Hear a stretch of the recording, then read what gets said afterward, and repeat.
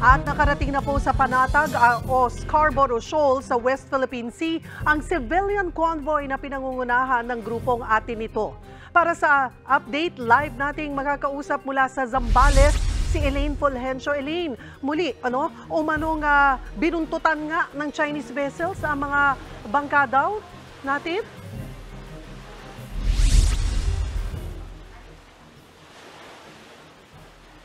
Yes, Cheryl, alam mo kahapon nga ay nakakita sila ng presensya doon ng Chinese Coast Guard na bumuntot dito nga sa civilian supply mission papuntang West Philippine Sea. And hindi rin kalayuan, nakabantay din doon ng Philippine Coast Guard. At ayon nga sa Atin Ito coalition, may advance party na nauna doon sa Scarborough Shoal. Kaya mission accomplished kung maituturing nila itong civilian mission, kasi yung unang team na pumunta doon noong May 15, nakarating daw ng umaga ng Miyerkules dito nga sa vicinity ng Scarborough Shoal. Kaya nabigyan nila doon yung mga mangingisdang Pinoy ng mga supply gaya ng pagkain at krudo. Samantala itong apat na lang, kasi yesterday 5 sila, pero 4 na lang yung nagtuloy-tuloy patungo sana dito sa vicinity ng Scarborough Shoal. Pero dahil nga binuntutan sila ng Chinese Coast Guard, actually from 2 naging 3 na daw yan kanina, ay hindi na sila dumiretso pa mismo or lumapit pa ng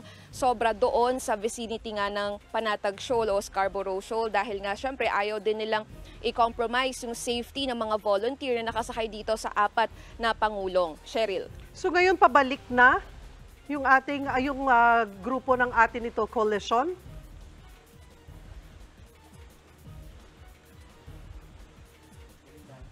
Cheryl, nandun pa rin sila sa EEZ natin at naghihintay sila ng mga makikita nilang mga mangingisdang Pinoy na aabutan pa nila ng mga food packs at yung mga fuel nga na dala nila. Kasi ang kwento ng ilang fishermen na nakasalubong ng Atin Ito coalition na sakay nitong 4 na pangulong is mas naging aggressive nga daw doon sa part ng Scarborough Shoal kung saan pati yung mga mangingisdang nandun na ipinapaalis. Kaya nagdesisyon na rin ng Atin Ito coalition na magstay na lang muna doon, siguro 57 nautical miles away from the Panatag Shoal, at naghihintay, nag-aabang pa ng mga kapatid nating Pinoy na pwede pa nilang abutan ng tulong. And by midnight daw tomorrow is makakarating na sila sa Subic Port.